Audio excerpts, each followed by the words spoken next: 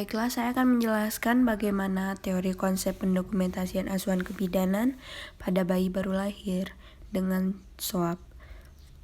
Saya akan menjelaskan pengisian pendokumentasian secara teori agar saat kita melakukan pengisiannya, kita lakukan dengan benar dan tepat. Pendokumentasian kita sajikan dengan pengkajian dari data subjektif, data objektif, diagnosa, dan penata laksanaan. Kita lihat pada gambar ini. Yang pertama, kita harus mengisi terlebih dahulu tentang format pendokumentasian pada bayi baru lahir. Kita lihat di sini bayi baru lahir 1 jam, yaitu bayi Nyonya P di Klinik Bersalin Utami Putri Andini pada tanggal 6 Mei 2020. Pengumpulan data yang pertama, kita harus mengisi identitas atau biodata baik si ibu, bayi, dan ayah. Yang pertama, nama bayinya bayi Nyonya P, umurnya baru 1 jam, tanggal lahirnya tanggal 6 Mei 2020 pada pukul 10 waktu Indonesia Barat. Jenis kelaminnya perempuan, berat badannya 3.800 gram dan panjang badannya 56 cm. Selanjutnya kita akan melakukan pengisian data pada ibu dan ayah. Yang pertama, nama ibu Nyonya P, umurnya 32 tahun, suku atau bangsanya yaitu Minang atau Indonesia. Kenapa kita harus mengetahui suku atau bangsanya? Agar kita mengetahui dia asalnya dari mana. Itu berpengaruh pada pola pikir kesehatan dan adat istiadat yang dianutnya. Selanjutnya ada agama. Ibunya beragama Islam. Ini kita lakukan atau kita tanya untuk mengetahui keyakinan orang tuanya agar dapat menuntun anaknya nanti sama atau sesuai dengan keyakinan si ibu sejak lahir. Selanjutnya ada pendidikan. Pendidikannya dari SMA. Ini berpengaruh terhadap kebiasaan orang tua dari dia memenuhi kebutuhan si bayinya dan bagaimana cara ia merawat bayinya tersebut. Selanjutnya ada pekerjaan. Kenapa pekerjaan kita tanyakan? Untuk menentukan status ekonomi agar kita dapat mengetahui pencapaian status gizi yang akan dikaitkan dengan pemenuhan nutrisi pada bayi baru lahir sehingga dapat memberikan ASI yang berkualitas terhadap bayi.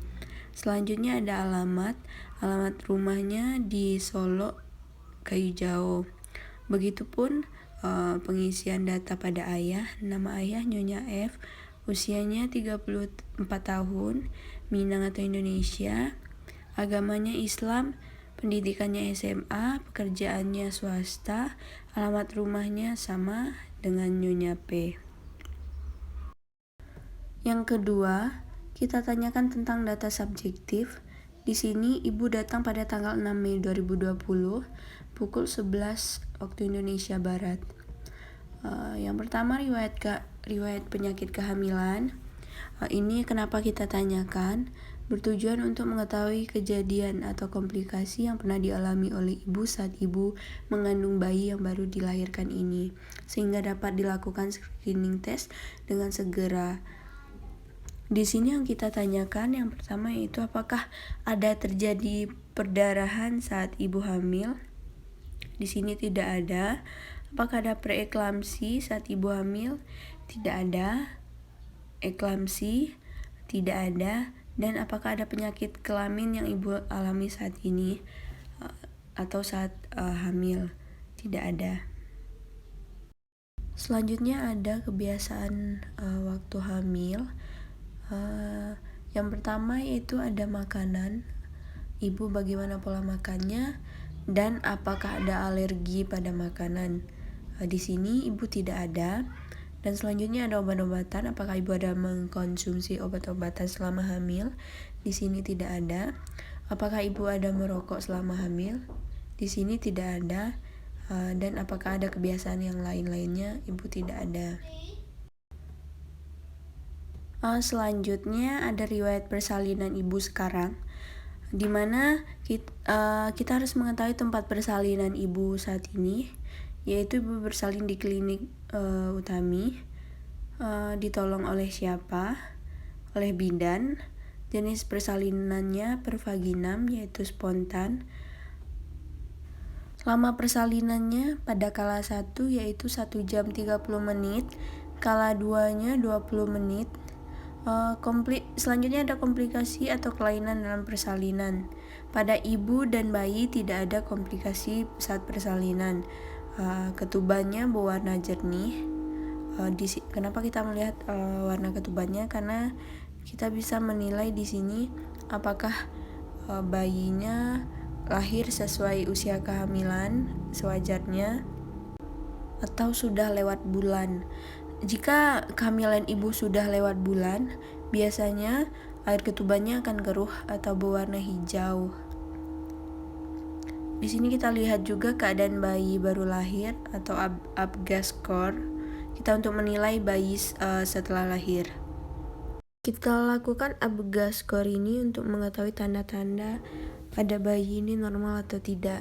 Pada menit pertama, kita lakukan pemeriksaan tanda-tanda seperti frekuensi jantungnya ada atau tidak. Jika di sini ada juga skornya, ada 0, ada 1, ada 2. Nanti saat kita melakukan pemeriksaan frekuensi jantungnya, kita lihat, kita isi sesuai dengan skor yang telah ditentukan. Di sini terlihat frekuensi jantungnya kurang dari 100 kali per menit. Pada usaha bernafasnya terlihat lambat dan tidak teratur. Tonus ototnya ekstensi tapi fleksi sedikit.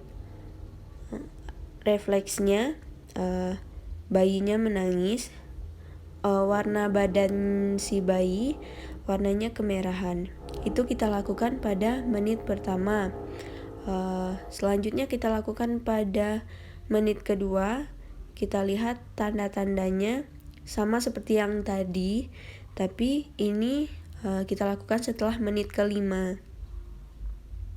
Yang pertama kita nilai frekuensi jantungnya, usaha bernapas, tonus otot, refleks, dan warna. Selanjutnya kita lihat keadaan bayi setelah menit kelima, kita nilai. Yang pertama frekuensi jantungnya. Saat menit kelima frekuensi jantungnya masih kurang dari 100 kali per menit.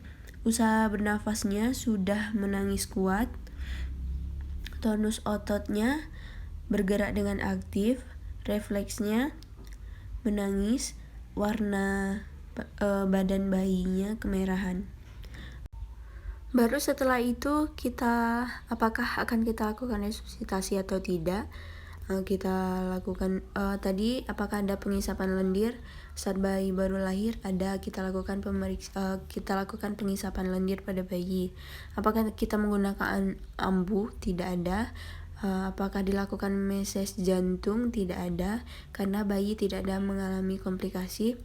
Apakah ada pemasangan oksigen? Tidak ada. Apakah dilakukan terapi? Tidak ada.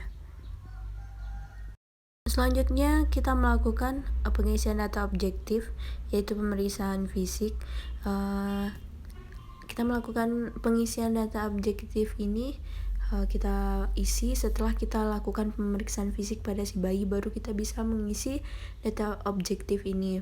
Yang pertama ada keadaan umum pada bayinya baik, suhunya 37 derajat Celcius, pernafasannya normal 54 kali per menit, nadinya normal 130 kali per menit, dan berat badannya 3.800 gram, semuanya normal. Selanjutnya kita lakukan pemeriksaan fisik dari kepala bayi sampai ke ujung kaki bayi. Kita lihat pada bagian kepala. Bagian kepalanya normal, tidak ada molase, tidak ada kaput, tidak ada sakedanem dan cepal hematoma. Dan selanjutnya kita lihat bagian ubun-ubun, datar, tidak ada kelainan. Kita lihat selanjutnya bagian muka. Di sini terlihat tidak ada udem dan tidak pucat. Pada bagian mata si bayi kita lihat juga kedua bola matanya ada, simetris kiri dan kanan, dan tidak ada tanda infeksi. Selanjutnya kita lihat pada bagian telinga si bayi, simetris kiri dan kanan, daun dan lubang telinganya ada. Selanjutnya mulut, tidak ada labio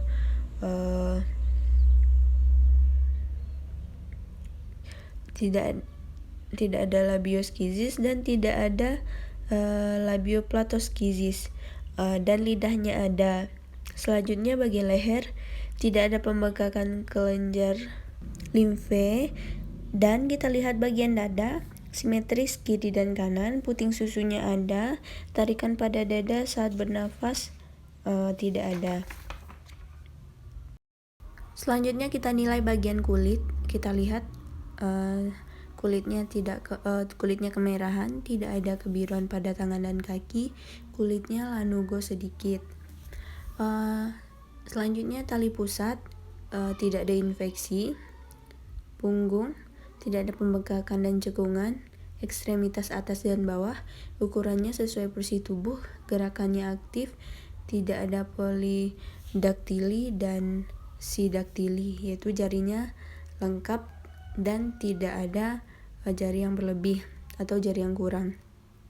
Selanjutnya genitalia, tidak ada kelainan, labia majoranya ada, labia minoranya ada, labia majora menutupi labia minora, lubang pada uretranya ada, dan lubang vagina juga ada. Selanjutnya kita lihat bagian anus, bagian lubang anusnya ada. Selanjutnya kita lihat refleks pada bayi. Yang pertama refleks moronya aktif, refleks rottingnya aktif, refleks sucklingnya aktif, refleks swallowingnya aktif, tonic necknya aktif, refleks grabbingnya aktif, refleks walkingnya aktif, dan refleks baby ski-nya juga aktif. Berarti bayinya dalam keadaan normal. Selanjutnya kita lakukan pemeriksaan antropometri, yaitu yang pertama ada lingkar kepala. Kenapa kita harus melakukan pemeriksaan pada lingkar kepala? Takutnya nanti jika tidak normal, adanya pembengkakan, adanya molase, jadi kita lakukan pemeriksaan lingkar kepala. Normalnya 32 sampai 35 cm. Selanjutnya pengukuran pada lingkar dada, yaitu ukuran normalnya 32 sampai 34 cm, diukur sejajar dengan puting susu. Yang kita temukan di sini bayinya lingkaran dadanya 35 cm. Normal ya. Yang selanjutnya lingkar lengan atas, yaitu 10 cm. Normal karena lila normal itu dari 10 sampai 15 cm. Selanjutnya pola eliminasi pada bayi baru lahir. Yang harus kita perhatikan yaitu buang air kecilnya apakah ada atau tidak, buang air besarnya apakah ada atau tidak. Kenapa kita harus lihat pola eliminasinya? Karena kita memastikan apakah si bayi ada anus, walaupun tadi terlihat oleh kita ada anus, takutnya tidak berfungsi atau bayi tidak mengalami BAB lebih dari 3 hari, kita khawatirkan bayi tidak ada lubang anus. Jadi kita harus memperhatikan pola eliminasi si bayi tersebut. Selanjutnya kita lakukan pendokumentasian pada swab. Dibagi 4 pembagian. Yang pertama ada data subjektif, data objektif, analisa, dan perencanaan. Jikalau kita tidak mengisi format, kita tidak akan bisa membuat swab. Jadi terlebih dahulu kita mengisi format seperti yang tadi. Di sini pada data subjektif kita menuliskan tanggal dan pukul kapan kita membuat swab ini, pada tanggal 6 Mei 2020 pukul 11.00 waktu Indonesia Barat. Dan di sini kita juga menanyakan bagaimana perasaan si ibu setelah melahirkan. dan bayi lahir pada pukul 10 waktu Indonesia Barat dan ibu mengatakan senang dengan kelahiran bayinya. Setelah itu di data subjektif ini juga kita menuliskan bayinya sudah dilakukan IMD setelah melahirkan dan bayinya sudah disusui. Selanjutnya pada data objektif. Di sini pada data objektif ini kita harus menuliskan semuanya agar kita bisa menuliskan analisa atau diagnosa pada bayi baru lahir ini. Jadi kita nilai sebelumnya di format kan kita sudah membuat data objektif juga dan kita salin juga di swab. Yang pertama kita lihat keadaan umum si bayinya baik. Baru kita nilai tanda-tanda vitalnya. Tanda vital si bayi dalam batas normal seperti yang kita bikin di format tadi. Dan kita lihat kita tulis juga ABGA skornya 7/9. Kita isi jenis kelaminnya perempuan, panjang badannya 56 cm, berat badannya 3.800 gram, lingkar kepalanya 34 cm, lingkar dadanya 35 cm, lingkar lengan atasnya 10 cm, refleks hisapnya baik, refleks moronya aktif, refleks walkingnya aktif, refleks touchingnya aktif, refleks tonic necknya aktif, refleks grabsnya aktif, refleks routingnya aktif, dan gerakannya juga aktif. Di sini juga sudah kita periksa anusnya positif, buang air kecilnya ada, buang air kecilnya juga ada. Baru setelah kita isi data objektif, baru kita bisa menegakkan analisa atau diagnosa. Saat pengisian data pada swab ini lebih mudah. Kenapa begitu? Karena lebih ringkas. Dan selanjutnya pada analisa, kita bisa mendiagnosanya yaitu bayi baru lahir normal 1 jam postpartum dengan keadaan umum bayi baik. Setelah kita lakukan analisa dan diagnosa, baru kita lakukan perencanaan. Di perencanaan ini kita tuliskan pukul berapa, kita evaluasi, dan perencanaan seperti apa yang akan kita lakukan untuk si ibu. Yang pertama kita tulis pukul 16.00 jam berapa kita lakukan perencanaan ini. Yang pertama perencanaan kita memandikan bayi dan lakukan perawatan tali pusat. Kenapa pukul 16 WIB? Karena si bayinya lahir pada pukul 10. Jadi kita lakukan perencanaan ini pada pukul 16 WIB. Karena bayi bisa dimandikan setelah 6 jam setelah melahirkan. Kita mandikan bayi dan melakukan perawatan tali pusat. Setelah itu kita evaluasi, bayinya sudah kita mandikan dan tali pusatnya telah kita rawat. Selanjutnya pada pukul 16:10 waktu Indonesia Barat, kita lakukan pencegahan hipotermi, yaitu mencegah hipotermi pada bayi itu dilakukan dengan cara membedong bayi. Bayi sudah evaluasinya, bayi sudah dibedung dan diselimuti.